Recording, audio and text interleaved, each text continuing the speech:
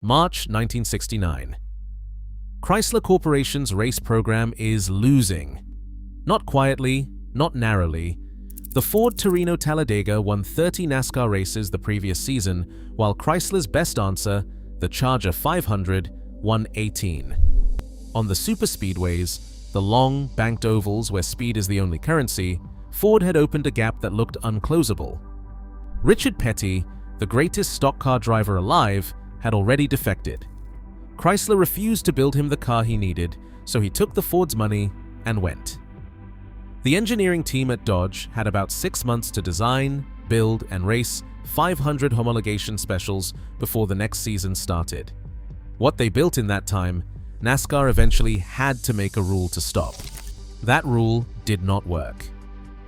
If you have ever heard someone call the 1969 Dodge Charger Daytona the most dominant NASCAR vehicle ever built and wondered whether that was fan loyalty talking, drop the year and the platform in the comments and subscribe to American Motor Files. The record is more specific than the reputation. Stay with it.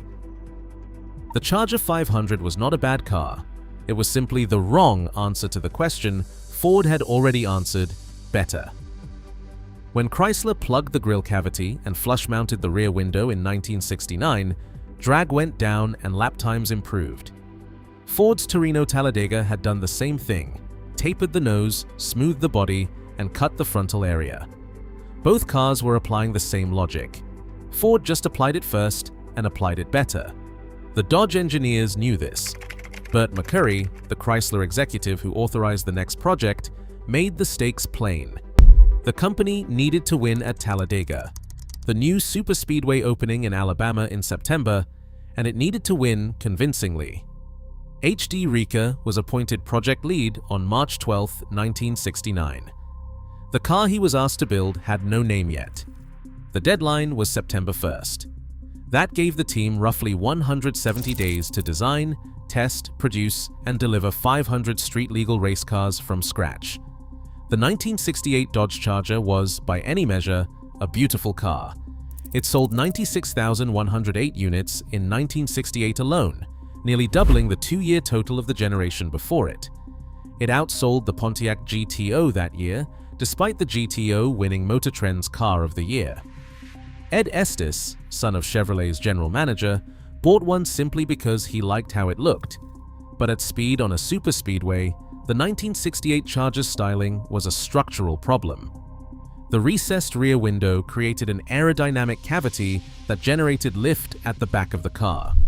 The flying buttress C-pillars trapped air against the body instead of shedding it cleanly. At 160 miles per hour, the car was fast. At 180 miles per hour, it was difficult. At 190 miles per hour, on the long banking at Daytona or the new Talladega track, the rear of the car floated. Engineers understood this. They were fixing it.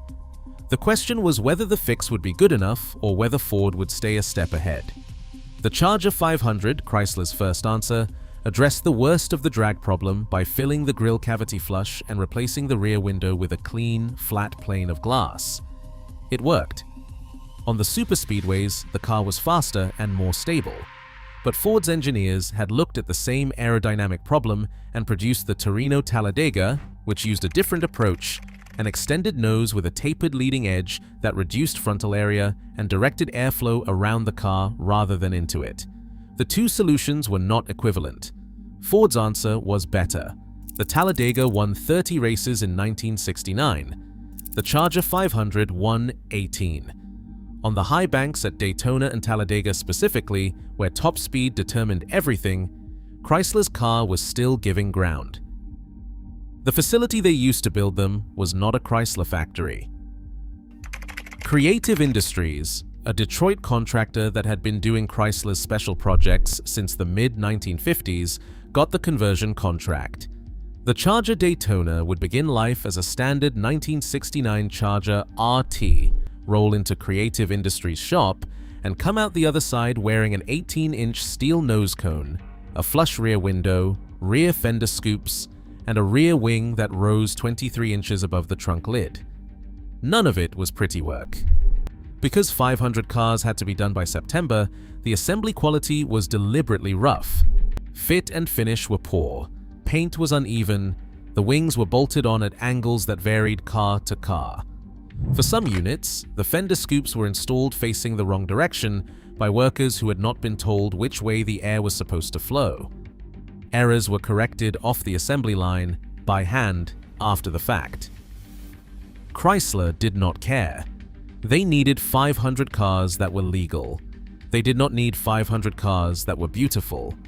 The fender scoops themselves are worth a paragraph. The vents were aerodynamic in function. They prevented air from trapping inside the wheel wells and building pressure that would slow the car. Every engineer on the project knew this. But NASCAR's rules prohibited unauthorized body modifications. If the governing body understood that the scoops existed for aerodynamic advantage, the Daytona could be disqualified before it ever raced. So when NASCAR inspectors asked about the scoops, the official answer was that they were structural, tire clearance cutouts to prevent the rubber from contacting the body at speed. That answer was not accurate. The car made it to the track. The aerodynamics were tested at the Lockheed, Georgia wind tunnel, the same facility supporting aerospace work while NASA's Apollo program was winding down. The nose cone reduced drag. The rear wing generated downforce to keep the tail planted at speeds the car's original suspension geometry was never designed to handle. The full package reduced wind resistance by 23% compared to the Charger 500 it replaced. On paper, the improvement was significant. On track, the improvement was something else entirely. September 14th, 1969. The inaugural Talladega 500. The Charger. Daytona's first race. Before the car raced, one more piece of context belongs in the record. Ford had announced before the 1970 season that it was withdrawing factory support from all racing programs. Congressional hearings had put pressure on manufacturers to redirect engineering resources toward fuel economy and safety rather than motorsport. Ford would race in 1969 with factory backing.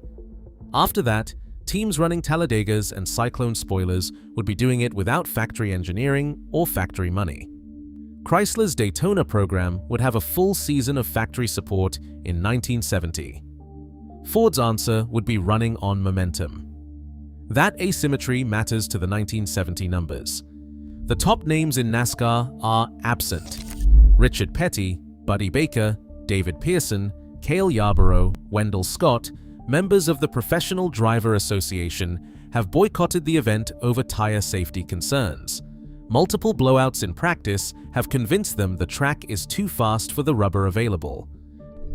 Bill France Sr. has arranged for enough drivers from the previous day's smaller event to fill the field. The biggest race at the fastest track in the country will run without most of the sport's best drivers. Charlie Glotzbach qualifies the Daytona prototype, chassis designation DC-93, a car with its own strange history at 199.466 miles per hour. That is a qualifying record. Then Glotzbach joins the boycott and does not start the race. Richard Brickhouse, who was not planning to run the Talladega 500, gets in the car and wins. The debut is messy. It is also unmistakable. 4 Charger Daytonas finished in the top positions in a race the sport's biggest names refused to enter. The car that Chrysler built in 170 days in a borrowed facility had outrun everything on the track at a speed the track had never seen. That qualifying speed, 199.466 miles per hour, was a record when Glotzbach set it in September 1969. The engineers at Chrysler noted it.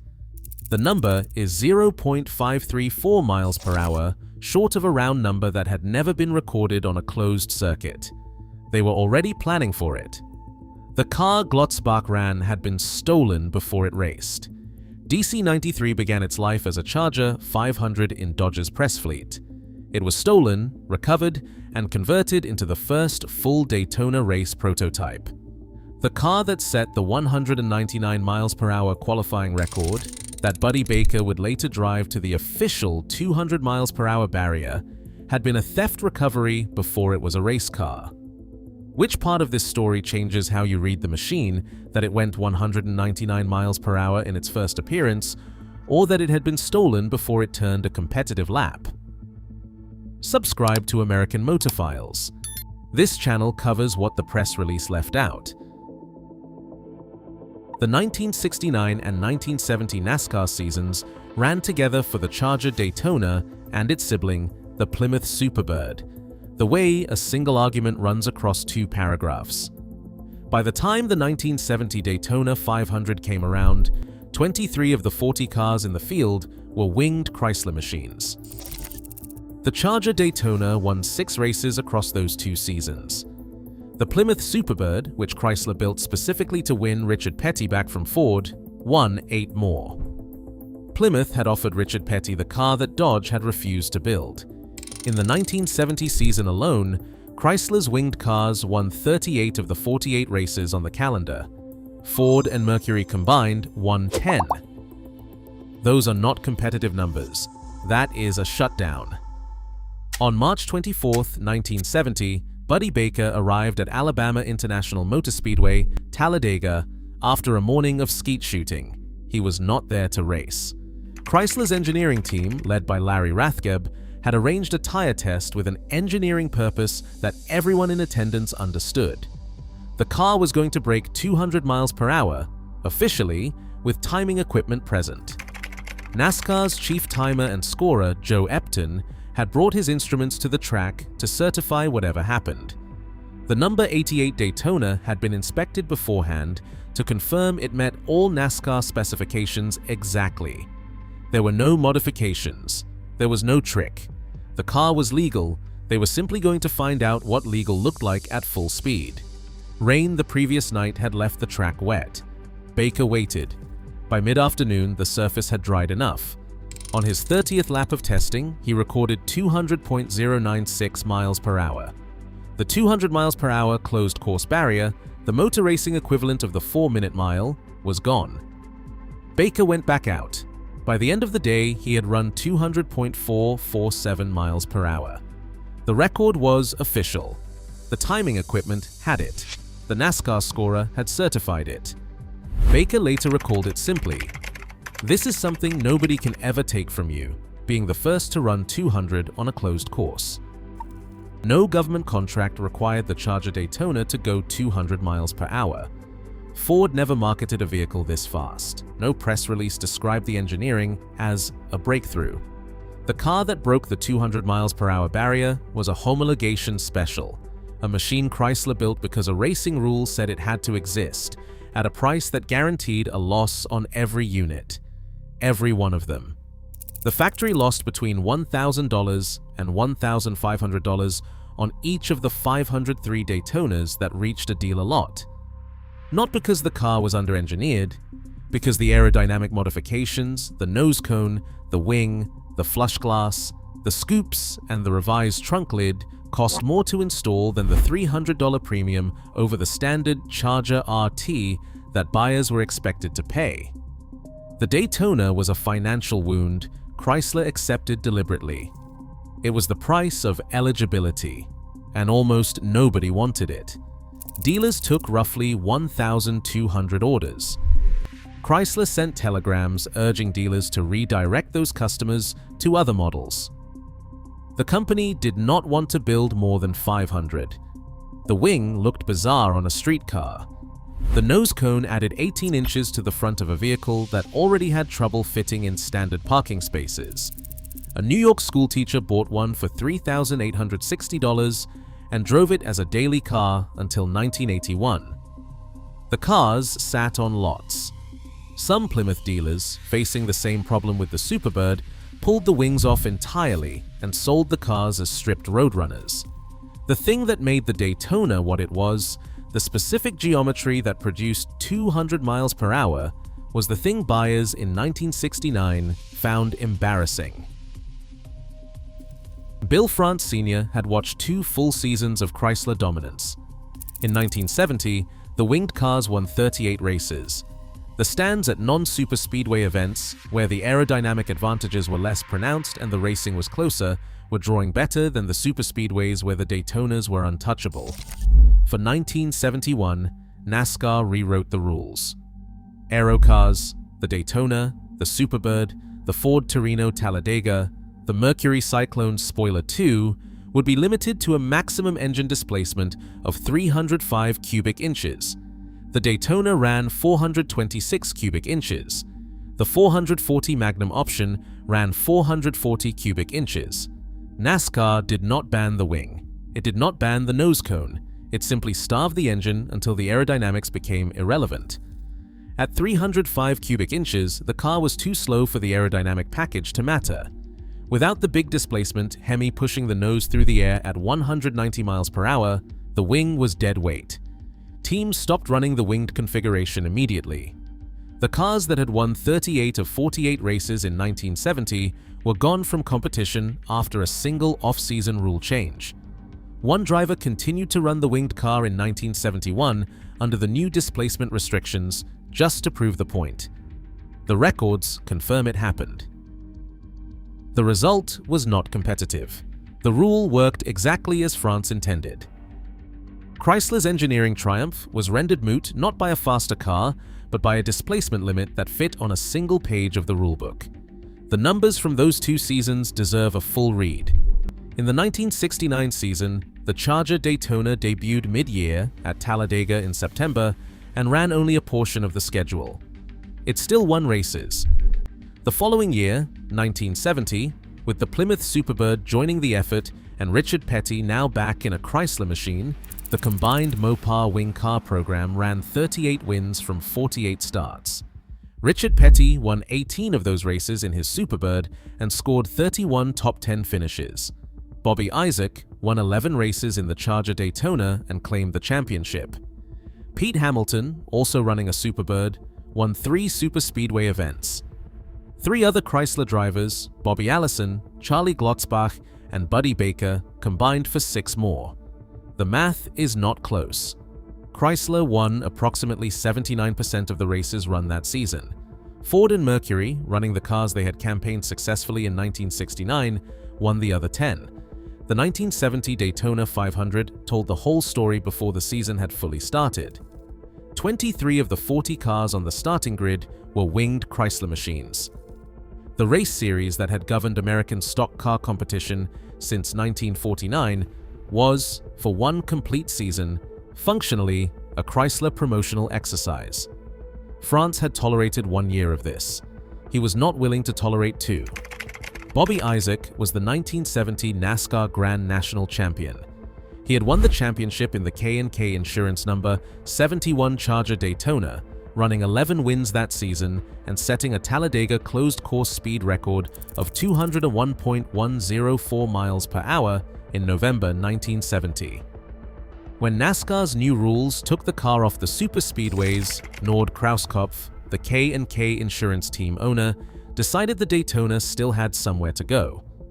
In September 1971, Isaac, crew chief Harry Hyde, a Chrysler engineer named George Wallace, who used his vacation time to be there, and a small crew loaded the orange number 71 Charger Daytona and drove it to the Bonneville Salt Flats in Utah. The Salt is a dry lake bed, flat, hard, and long enough that speed is only a function of the engine and the air. There are no banked turns. There is no 2.66-mile oval. There is just distance. Isaac set 28 USAC-certified world speed records at Bonneville that September. The flying mile was certified at 216.945 miles per hour. Some of those records still stand. The car that NASCAR deemed too fast for competition in 1971 went to the most unforgiving speed venue on the continent and set records that have not been broken in more than 50 years. The records were methodical. Isaac and Hyde ran the car in measured passes, each one certified by USAC officials with timing accurate to 1/10,000th of a second, the same standard NASCAR had used at Talladega when Baker ran 200.447 miles per hour. The flying mile was 216.945 miles per hour. The standing start 10-kilometer run was 172.483 miles per hour. The standing start 10-mile was 182.174 miles per hour. Each pass was a record, each record was certified. The car set 28 of them across multiple classes and distances before Hyde and team owner Krauskopf agreed to pack up and go home. Isaac went back to NASCAR the following week and raced a conventional 1971 Charger on asphalt tracks, slower and unwinged, because those were the cars the new rules permitted. The Bonneville car was the same machine. The Salt did not care what NASCAR's rulebook said. NASCAR's rule worked on the track. It did not work on the Salt. A 1969 Charger Daytona sold new for $3,860. The standard option, the 440 Magnum 5.8, accounted for 433 of the 503 cars built. 70 came with the 426 Hemi, rated at 425 horsepower. Of those 70, only 22 were paired with a 4-speed manual transmission.